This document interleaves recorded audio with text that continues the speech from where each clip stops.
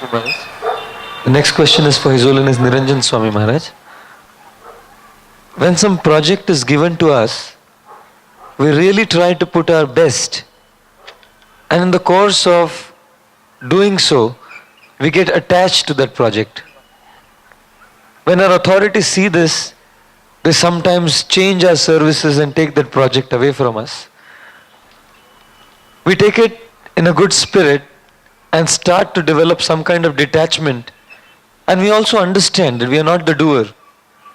But then the next service or project is given to us, and we kind of start thinking in our heart that even this will be taken away in the future.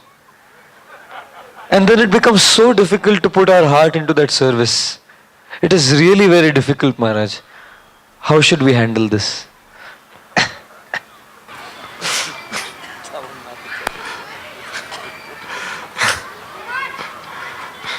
Does that happen often?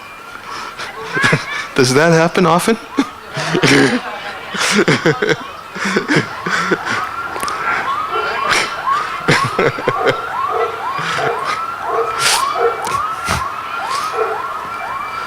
How to deal with it? Well, I'm going to answer this question from the perspective that it's taken away for a good reason. Because actually, in rendering devotional service, nothing is ever taken away from the devotee's Krishna consciousness and advancement that he's made. Nehabu kamo nashashin prativayana vidyate, as Krishna says in Bhagavad Gita. In this endeavor, there's never any loss or diminution, and a little advancement protects one from the most dangerous type of fear. So,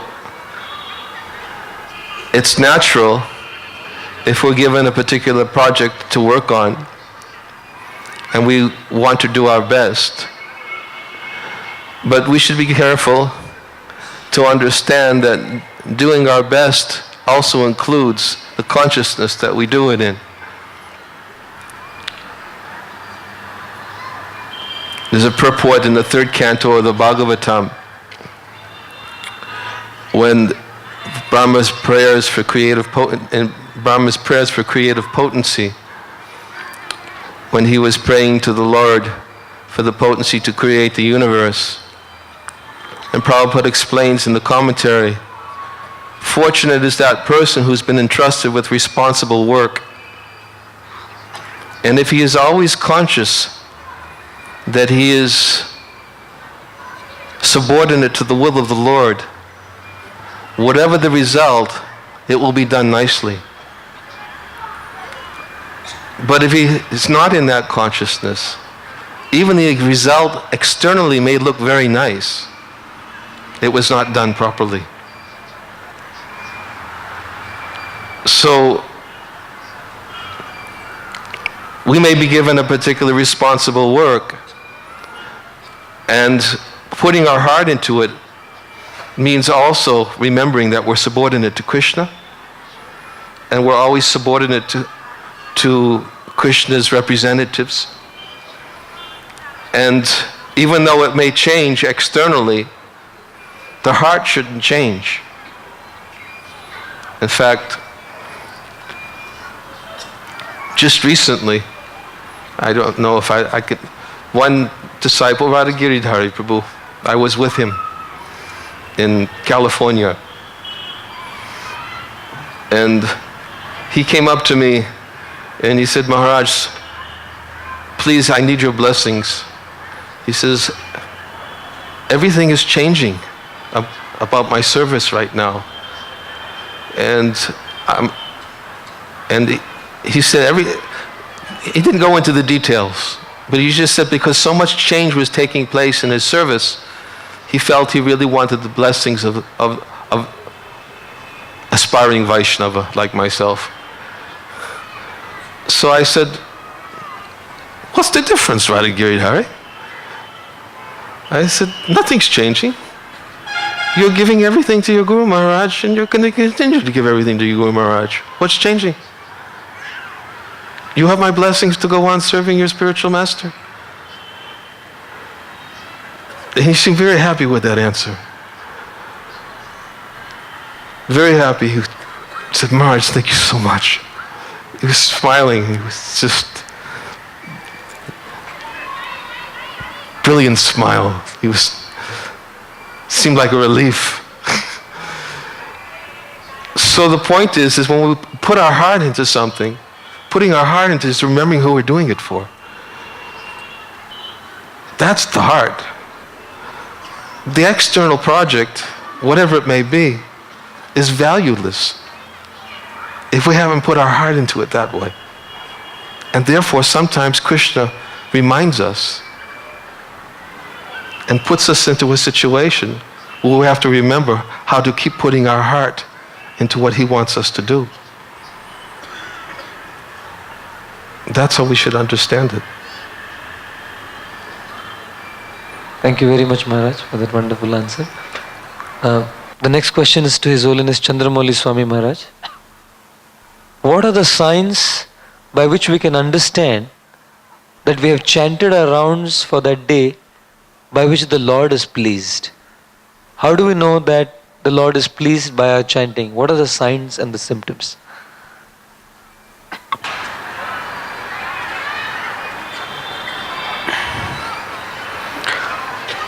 Eagerness to chant.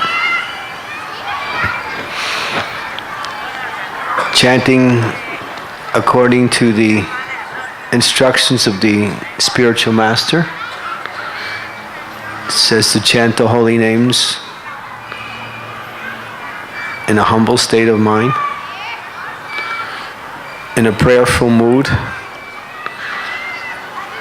Prabhupada describes the chanting as like a baby crying for its mother, and which is the mood of helplessness. So, if we're consciously in our chanting trying to apply the proper mood and the proper enthusiasm for chanting, then that's the best we can offer. The results are up to Krishna. If Krishna is pleased, then he accepts that offering of chanting, and he reciprocates by giving us knowledge and realization of himself. So the mood of the enthusiasm, following the instructions of the spiritual master and adopting the principles that are conducive to approaching the holy name. And then in that mood, then we can understand that I've tried my best, I'm doing my best. With attention, with devotion, with enthusiasm, with eagerness, despite the conditions that I have to chant in. Sometimes it's easy, sometimes it's not easy. It doesn't matter. If we're doing our best and trying to follow the instructions of the spiritual master and remaining enthusiastic, then if Krishna is pleased, then everything is there. So we try to please Krishna by following the instructions of the spiritual master in everything we do, and especially in chanting the holy names of the Lord. But the principle that remains prominent as far as how all these other things, these characteristics that we apply, the qualities we apply, is our eagerness. How eager we are to chant. If it becomes a routine, becomes a duty that we have to do, if it's just I'm following the instructions of the spiritual master, sometimes we hear the statement, I get my rounds done, I finish my rounds. So it's more like the success of chanting is to get it done, which is not. And I remember one lecture by Radhanath Maharaj, he says, if that is your mood, then the best you'll get out of it is you'll get your rounds done. So it's the enthusiasm, the eagerness to please the Lord, to apply that principle of, which is the fundamental principles of our spiritual evolution, in the proper mood. That's most important. Sometimes, the holy name just flows, and sometimes it's like the hardest thing we can possibly do. But either way, we should understand that I have to try my best to chant nicely, and being eager, enthusiastic. Hare Krishna. Thank you, Maharaj. The next question is for His Holiness Radhanath-Swami Maharaj. Maharaj, in the last few classes here during the Pune Yatra, we have been emphasizing a lot on building relationships with devotees. But sometimes we are worried about our own program in Krishna consciousness, improving our sadhana, improving our services, and we sometimes neglect this aspect of building relationships. And also the problem is that our nature is that we don't mix so much with people. We are happy to be a loner and happy with our own Krishna consciousness, even if it is at the cost of making good relationships. So Maharaj, how do we overcome this situation, especially our nature that we cannot mix so much with people?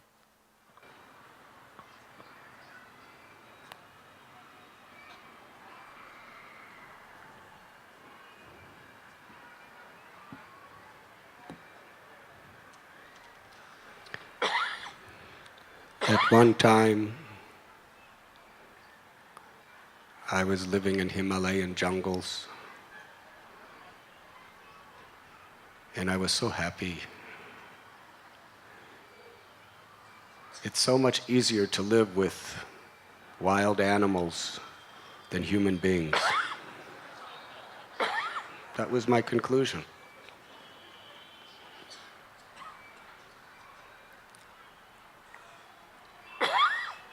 But by Srila Prabhupada's grace, I came to understand that Krishna is most accessible in the association of devotees.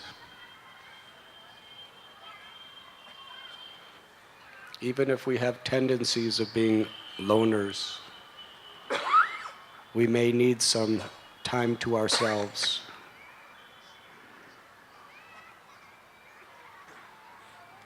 But to serve Vaishnavas, to associate with Vaishnavas, is the greatest gift of God. And to take advantage of that gift is to become most fortunate.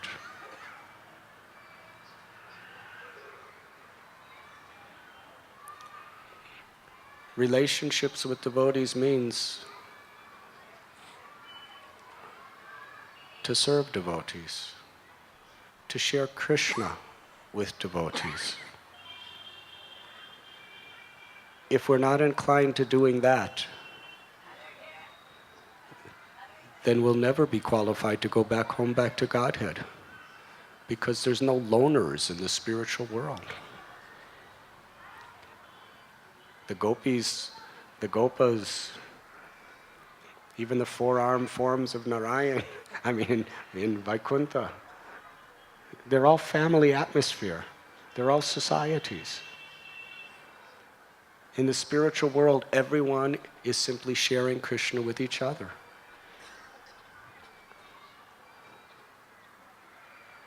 So we should really try to develop that higher taste of sharing Krishna with others and developing such relationships. It makes us very dear to Krishna. And association of devotees and proper relationship with devotees and our own personal sadhana, they are very much inseparable. Because our sadhana only helps us make spiritual advancement to the degree it pleases Krishna.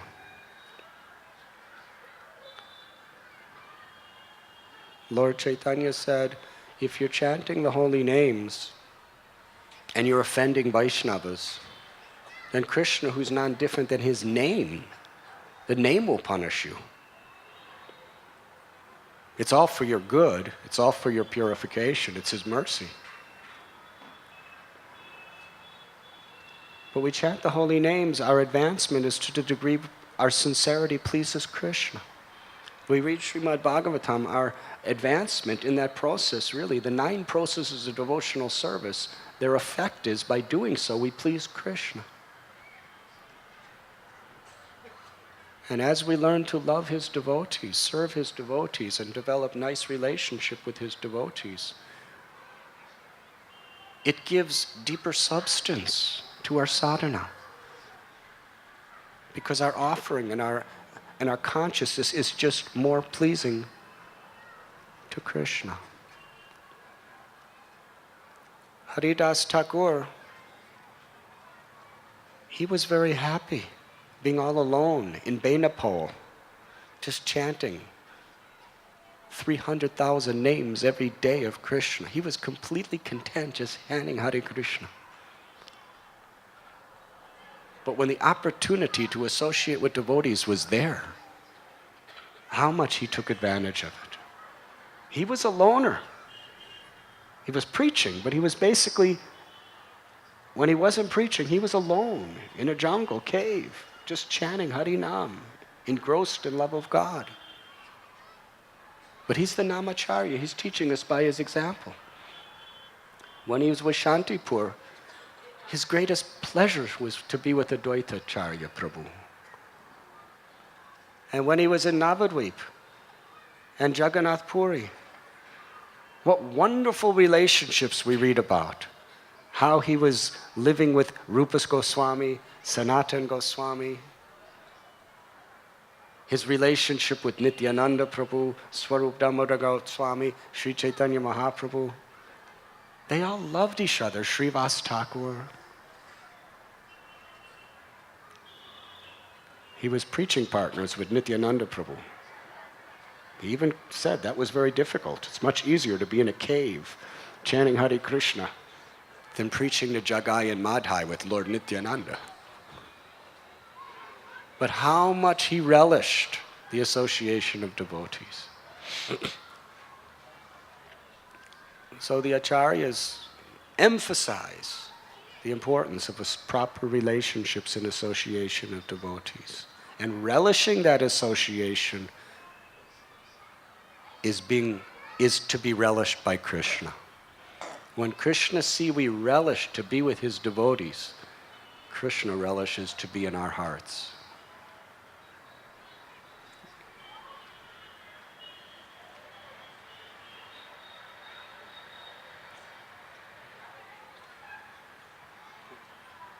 Thank you, Maharaj. Next question is for His Holiness Niranjana Swami Maharaj.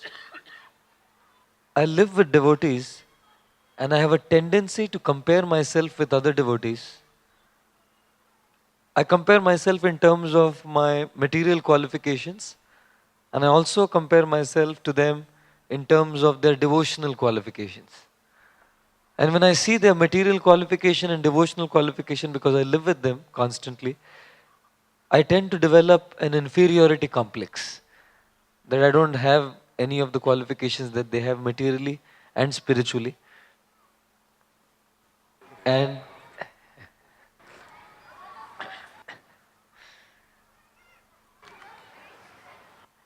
this becomes a block in building relationships with them. When I compare myself and get this inferiority complex becomes a block in building relationships with these devotees. So how do I get out of this situation? I'm sorry, you said that they were both materially and spiritually superior. Yes, Maharaj. Okay.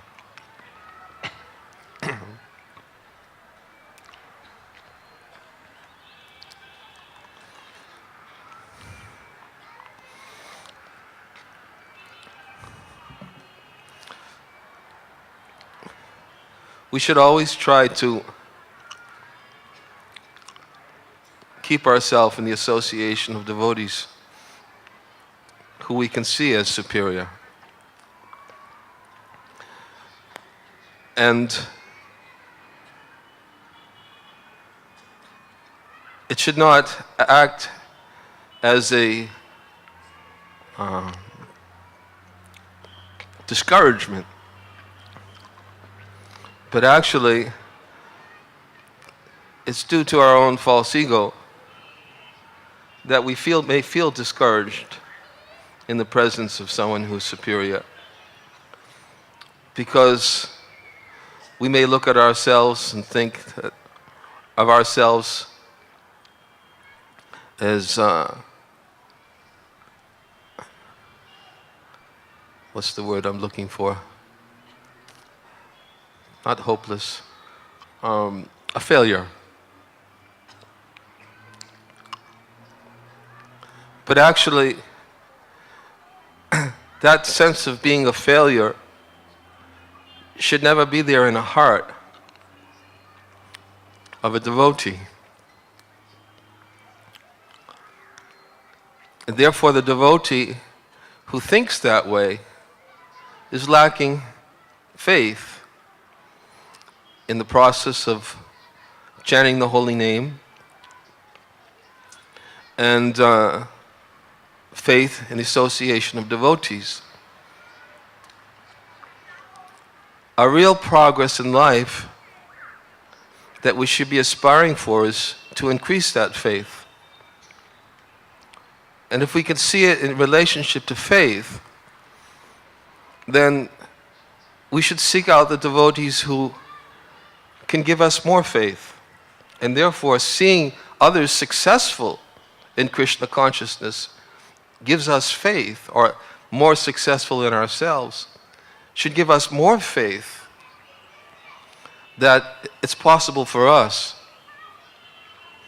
I mean, sometimes even devotees we read in the scriptures about devotees who achieved such perfection, associates of the Lord.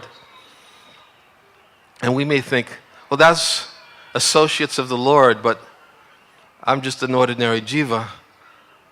What hope do I have to go back to Godhead? What hope do I have to become Krishna conscious? But those examples are there to build our faith. I remember one lecture Prabhupada even said that. He was talking about Mother Jasoda. He said, don't think that you cannot become like Mother Jasoda and serve Krishna in this way. Everybody can become just like this. So when we see others who have strong faith, and that is the real criteria of success, that their faith is strong, then real association with them means building our own faith. That, yes, I'm seeing somebody who is successfully making progress in spiritual life, and he's taking shelter of the process. So therefore, let me use that as an impetus also, by association with him, to increase my own faith. I oftentimes give that example that in the marketplace of the holy name, the only currency that is used is faith. And just like in the material marketplace, people associate with other people who have wealth because they want more wealth. The example that comes to mind, I had given it previously, is that in America they have these big seminars with Donald Trump and multimillionaires where people can come, spend a lot of money for a ticket to attend the seminar. And why do they come? Because they see, here's somebody who knows how to invest his money, and he can teach me how to invest my money and get more money. So in the marketplace of the holy name, the currency and the value system is based on something quite different. The currency is the faith. And what we want to increase is our own faith. And what do we look for? We look for somebody who has more faith. And what do? We invest our faith. We have to make an investment too. We invest our faith in those who have more faith. And by investing our faith, we get good returns. So we have to associate in that spirit with devotees who are superior and not lose faith that it's not possible for me. We should associate for the purpose of increasing our faith. Material qualification is irrelevant. There is no such criteria. In the marketplace of the holy name, Lord Nityananda, he would make no distinction in what persons was their qualification, external, whether they were wealthy, powerful, caste, considerations irrelevant. They have nothing to do with spiritual life, except if they're dovetailed in the way that Srila Radhanath Maharaj was speaking about. But otherwise, they're irrelevant. People would look at Shuklambara Brahmachari as a beggar and they would cast aspersions upon him. Oh, look at him, he's a beggar. But Shuklambara Brahmachari never knew the meaning of the word poverty, because he was always satisfied in his heart. And therefore, even though he externally, to everyone else, he looked like he had nothing, he had the most very valuable jewel. He had the gem of such complete faith in the Lord. And he was so pleasing to the Lord that the Lord wanted to come and take something from him, from his hand, even before he offered it. He was so pleased. Therefore, he had that which is most valuable. He had faith in the holy name of the Lord. That is external, material qualified, is irrelevant. But if we see somebody who has more faith, then we should invest our faith and reveal our minds in confidence to them. We should try to associate with enough for the purpose of feeling that I'm a failure, I've not come up to this person's standard of devotional service. No, I am fortunate. I've gotten the opportunity to associate with this devotee. That is success in and of itself. Look how fortunate I am that I got the opportunity to associate with this devotee who has more faith in the holy name of the Lord. Now let me give my heart, invest my faith, and learn from him and hear from him and take shelter. And this way not become discouraged, thinking that it's not possible. It is possible if we make our right investment. So, therefore, as I said, that the only way a devotee would feel that way is if he feels a sense of failure. But there's no failure in this type of endeavor in Krishna consciousness. And Krishna gives us assurance. We'll never fail.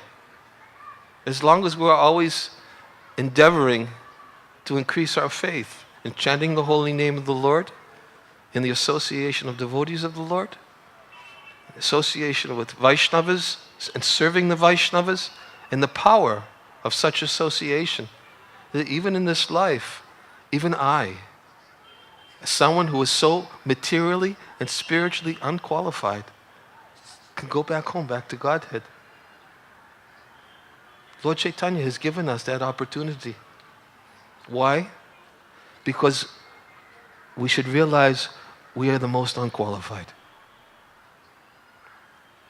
I'm so fortunate. Lord Chaitanya has come to deliver those who are the most unqualified. That is my qualification.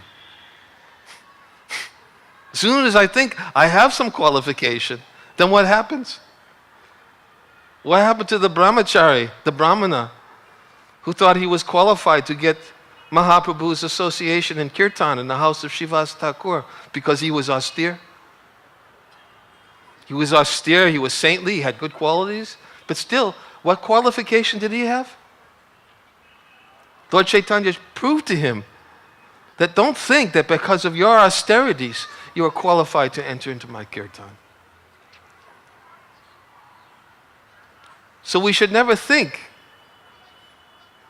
that I have qualification for spiritual life, other than the fact that I'm unqualified. And therefore, Krishna has given me the association of those to help me become more qualified in spiritual life. And then there'll be no failure. If we always see things in that perspective, we cannot fail in Krishna consciousness. Thank you very much, Maharaj. This question is for His Holiness Chandramauli Swami Maharaj. Maharaj, we have heard in lectures that sense gratification kills our devotional service. Honoring prasadam is meant to control our tongues, but sometimes the prasadam is so palatable that we can't help but overeat, and therefore we really get into sense gratification. And we've heard that sense gratification kills our devotional service. So something that is meant to control our tongue can now become a means to kill our devotional service. So how do we deal with the situation? It's a common problem. Yes, it is definitely. Ask this question.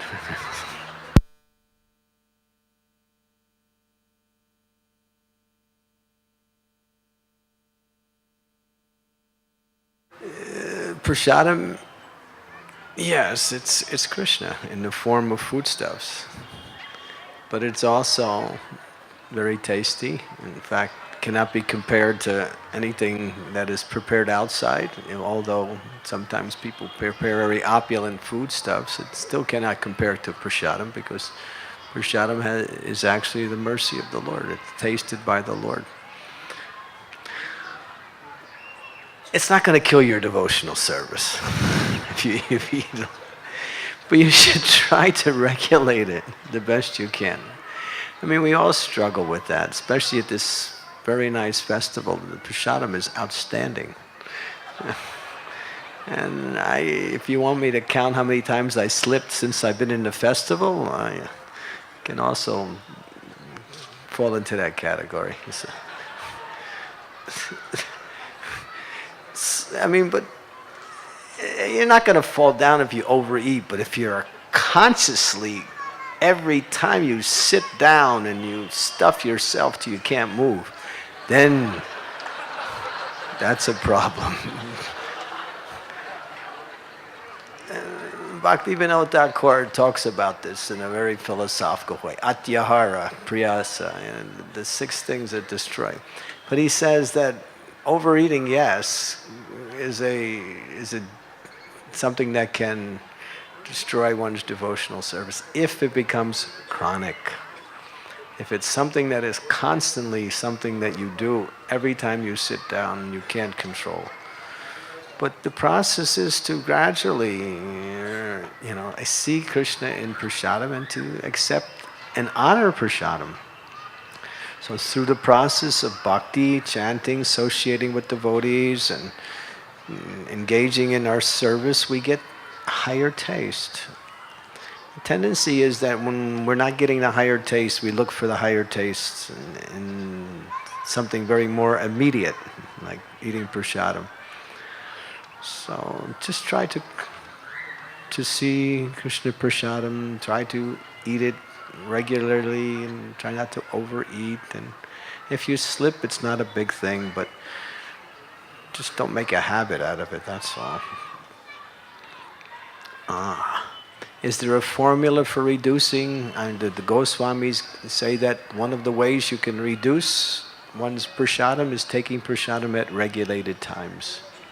In fact, that's the most foremost of the instructions. Try to stay regulated in your accepting of the Lord's mercy, like that. And then it becomes more easier to reduce the quantity, like that. But don't get all bent out of shape. Try your best to reduce and associate with devotees who are more, when you take prasadam with other devotees, sit with devotees who are more controlled than you are. That helps. Okay. Thank you very much, Maharaj. This question is for His Holiness Niranjana Swami Maharaj. Maharaj, sometimes we find that we are very, very highly sensitive individuals, and if someone hurts us, how do we shield ourselves emotionally and yet not take any offense? Because when we live with devotees, there's always going to be some intentional, unintentional things that happen, because of which we get so much affected. And because we are so sensitive, it becomes very difficult to shield ourselves and we take offense very quickly. So how do we deal with such a situation?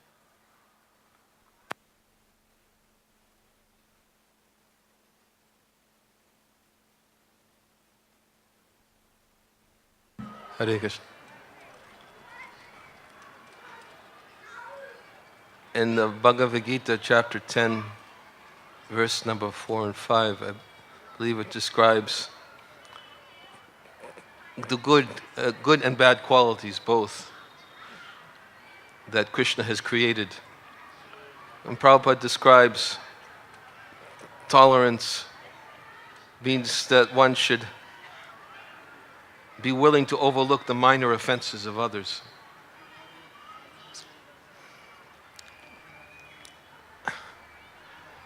And we're still conditioned souls. And sometimes we may find ourselves in situations where a devotee may say something out of frivolity, or a statement may slip out of his mouth that may somehow affect us emotionally, thinking that, that it's hurt our false ego, and we want to protect ourselves. Ultimately, it's due to false ego that we become affected, and certainly we cannot stop it by immediately giving up false ego.